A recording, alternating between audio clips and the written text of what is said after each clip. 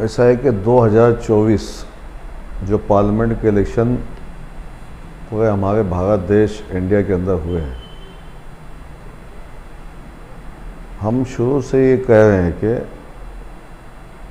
हमारे हिंदुस्तान में, इंडिया में, भारत में अच्छा हिंदू है, सेकुलर को मानने वाला, अच्छा मुसलमान है। हम शुरू से बात कर रहे हैं। 2014 में सरकार को तब्दील करना था। लोगों के रुझान ये थे कि भाई जो वादे भाजपा सरकार ने किए हैं, 15 लाख रुपए अकाउंट में डाले जाएंगे, 2 करोड़ नौजवान युवा को रोज़गार दिया जाएगा, शेतकरियों का कर्जा माफ़ किया जाएगा, महंगाई का मुद्दा, उस टाइम महंगाई का मुद्दा उन्होंने लेके गया, महंगाई कम होगी,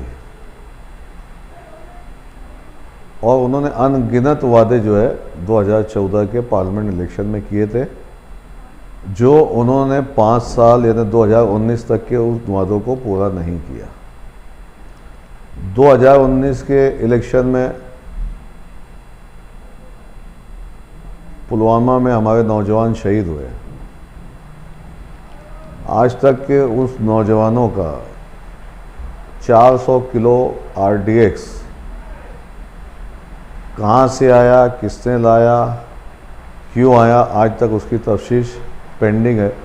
लेकिन हमारे 40 से 45 देश के नौजवान शहीद हो गए और उनकी शहादत पे इलेक्शन हुआ और फिर बीजेपी एक बार अक्सरियत से आई।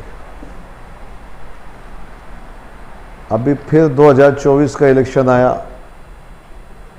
जिसमें संविधान, NRC, CAA जैसे कानून और डिक्टेटरशिप, जिसको कहा जाएगा डिक्टेटरशिप,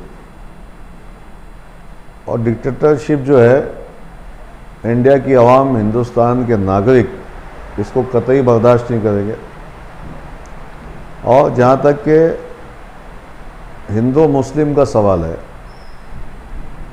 2024 में भाजपा के जितने भी बड़े नेतागण हैं, मुसलमान से बात शुरू होकर के मुसलमानों पे ख़त्म करते थे।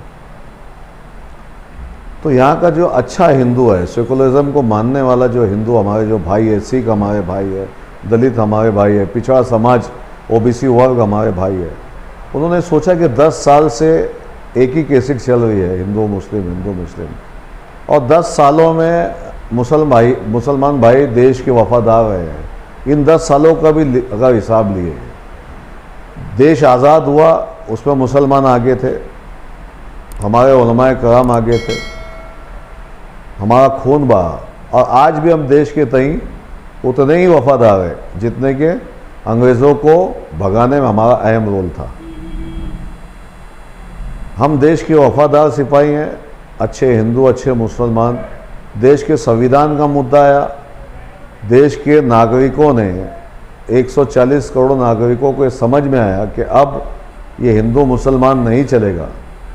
आपने देखा होगा कि रामलल्ला की मूर्ति राम मंदिर में निर्माण हुई, वहाँ पर सीट बीजेपी की आना चाहिए था, लेकिन वहाँ के लोगों ने इंडिया अलायंस के उम्मीदवार, समाजवादी के उम्मीदवार को चुन करके लाया।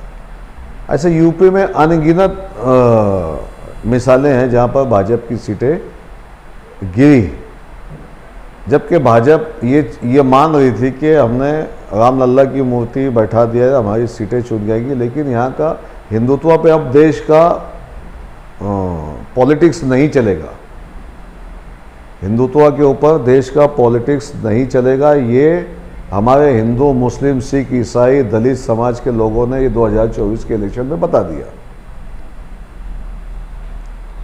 मालेगांव शहर की जो बात है, और महाराष्ट्र के लोगों ने भी वही उसी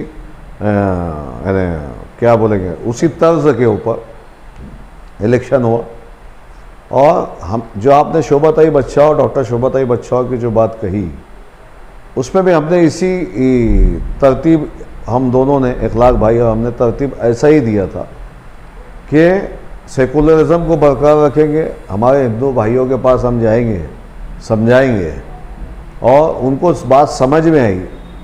आपने देखा होगा कि कुणाल बाबा को 3 लाख कुछ वोट मिली थी टोटल मालेगांव मिला करके, और सुभाष भामरे को 6 लाख कुछ वोट मिली थी। उसी तरीके से अमरीश भाई पटेल को 3,91,000 समथिंग था, और इनको जब भी 6 लाख वोट मिली थी। लेकिन अभी का जो 2024 का जो रेशो है आवाम का, जो हम लोगों ने तरतीब बनाई थी, तो वो तरतीब ऐसी थी कि हमारे हिंदू भाइयों ने भी पिछले 2 इलेक्शन के बनिस्बत 2014-2019 के बनिस्बत डॉक्टर शोभाताई बच्छाव को वोट दिया। 5,83,000 कुछ वोटें डॉक्टर शोभाताई बच्छाव को मिली, और 5 लाख कुछ वोट 3,831 वोट से हम जीते हैं। तो इसका मतलब ये हुआ कि यहाँ भी हिंदुत्व फैक्ट नहीं चला। यहाँ पर आपने देखा होगा मालेगांव शहर में योगी जी है, मुसलमान से स्टार्ट किया, मुसलमान पे ऐड किया। विकास की कोई बात नहीं, नौजवानों को 2 करोड़ नौजवानों को रोजी रोजगार का मैटर नहीं। शेतकरियों का जो इतना नुकसान हो रहा है, शेतकरी फांसी ले रहे हैं, उनका कुछ नहीं। पावर लूम सेक्टर का कुछ नहीं, नौजवान को नौकरियां नहीं, महंगाई आसमान के ऊपर। तो लोगों को ये बातें पसंद नहीं है। अमित शाह है दुनिया में, उन्होंने भी मुसलमान से स्टार्ट किया, मुसलमान पे ख़त्म किया। तो लोगों को अब ये हिंदू मुस्लिम सिख ईसाई ये सब अब नहीं चलेगा। अगर देश में सेकुलरिज्म बरकरार रखना है, देश को एकता और अखंडता बनाना है, तो आपको हिंदुत्व की पॉलिसी छोड़ना पड़ेगी। और देश के सभी वर्ग के लोगों ने इसको नाकार दिया। ये बहुत खुशाइन बात है, और सबको ले करके चलना, सबके विकास को करना, ये सरकार की नैतिक जवाबदारी रहती है। ना ये कि एक ही समाज को टारगेट लेकर के देश में उनको बदनाम करना। तो ये हमारे जो बरादरान वतन है उनको भी अच्छा नहीं लगा।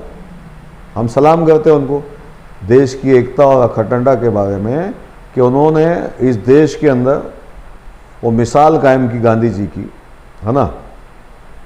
अंग्रेज़ों को भगाने के लिए तहरीक चलाए थे गांधी जी ने, अंग्रेज़ों को कहा था कि भारत छोड़ दो का जो नारा लगाया था।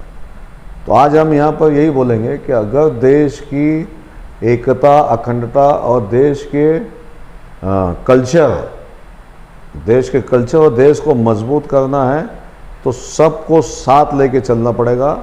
हिंदू मुसलमान छोड़ना पड़ेगा, और देश को मजबूत करने के लिए ये करेंगे तो ठीक है, नहीं करेंगे तो तुम्हारे को भी नारा लगाना पड़ेगा भारत छोड़ दो, और फिरका परस्ती ख़त्म करना पड़ेगी।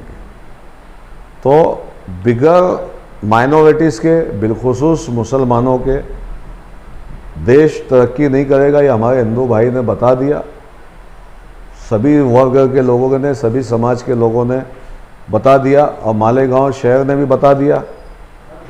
पूरे हिंदुस्तान में से आसाम को छोड़ करके जहाँ बदरुद्दीन अजमल साहब हारे हैं, ये दूसरा कॉन्स्टिट्यूंसी मालेगांव शहर है सेंट्रल का, जिसमें एक उम्मीदवार को पूरी की पूरी वोट मिलती है, 1,98,800 समथिंग। और सभी एकत्रित होकर के इन्होंने डॉक्टर शोभाताई बच्छाव को कामयाब किया। और हम फिर से एक बार, जैसा इंडिया जुटेगा, इंडिया जीतेगा, तो ये इंडिया चलेगा। तो ये जो नारा था, ये जो स्लोगन था, और संविधान जो है, बिगर बाबा साहेब अम्बेडकर का संविधान है, वो संविधान सभी समाज के वर्ग के लिए बेहतरीन है, सभी समाज के वर्गों के लिए अच्छा है। और उसी संविधान के ऊपर जो है देश जो है आज टिका है, और उसी संविधान में देश की एकता भी टिकी है, और देश मजबूत भी है। और देश को मजबूत करने के लिए जो योगदान रहा है देश आज़ाद होने के बाद से, गांधी जी का, नेहरू जी का, और जो संपत्ति देश की जुट बनी हुई है, नौजवानों को नौकरियां जो लगी हुई है, इसके ऊपर ध्यान देने की ज़रूरत है। और राजा वही होता है जो प्रजा की फिक्र करता है। अगर प्रजा की फिक्र नहीं करेगा और राजा कुछ काम का नहीं है। इसलिए मालेगांव शहर में भी उसी पैटर्न के ऊपर काम हुआ, धुलिया मालेगांव लोकसभा सीट के भी उसी पैटर्न पे काम हुआ। और हमने जो सोचा था, जो हमने प्रोग्राम बनाया था, उसके ऊपर डॉक्टर शोभाताई बच्चाओं को कामयाबी हासिल हुई। और ये जीत जो है ये आवाम के सर जाती है। इसमें किसी पॉलिटिकल कोई कमाल नहीं है पॉलिटिकल लोगों का। जो लोग क्रेडिट लेना चाह रहे हैं वो क्रेडिट ना लें। और जैसा कि आप तो वहाँ थे, आपके चैनल के सब लोग थे वहाँ पर, आपने देखा होगा कि वहाँ पर कितने लोग आए मालेगांव शहर से, मालेगांव कितने लीडरान वहाँ पे आए, ये भी आपने देखा होगा। हार की खबर मिली तो कोई आया ही नहीं, जीत की खबर मिली तो कुछ लोग आए जिनको खुशी होगी। और ताई यहाँ पर आई मालेगांव शहर में, उसको ऐसा लगा कि मालेगांव लोकसभा जो धुलिया मालेगांव के लोगों ने मुझे वोट दिया, और इतनी बड़ी तादाद में मुझे मालेगांव के लोगों ने वोट दिया, तो वो मालेगांव को बिगड़ मिले नहीं जाना चाहती थी दिल्ली, है ना, दिल्ली नहीं जाना चाहती थी। इसलिए वो अचानक प्रोग्राम हुआ, अचानक प्रोग्राम में हज़ारों लोग वहाँ पर आ गए। हाँ, इसमें हमारा कमाल नहीं है। लोग जलन और हसद की वजह से इसको देख रहे हैं। जलन हसद मत करो भाई। वो 1,98,863 जो वोटें मिली है, वो लोग वहाँ पे शामिल हुए ताई का सत्कार करने के लिए। पूरा डायमंड हॉल भरा हुआ था। ताई को जब निकाला गया तो एक मिनिस्टर को निकाला नहीं जाता उस तरीके से एक खासदार को निकाला गया। यहाँ तक कि प्रेस कॉन्फ्रेंस वहाँ पर नहीं हो पाई, इतनी भीड़ हो चुकी थी। हमारे मकान पर प्रेस कॉन्फ्रेंस लेना पड़ा। तो ये मालेगांव शहर की एक मोहब्बत थी डॉक्टर शोभाताई बच्चाओं के तई, जो हमें देखने को मिला। और आपने जो सवाल किया उसका ये पूरा डिटेल्स में जवाब दिया मैंने। और फिर से मैं आपके चैनल के तवस्सुस से मालेगांव शहर की और धुलिया मालेगांव जो लोकसभा की सीट में जो लोगों ने ताई को वोट दिया और कामयाबी से हमकिनार किया, मैं उनका शुक्रिया अदा करता हूँ।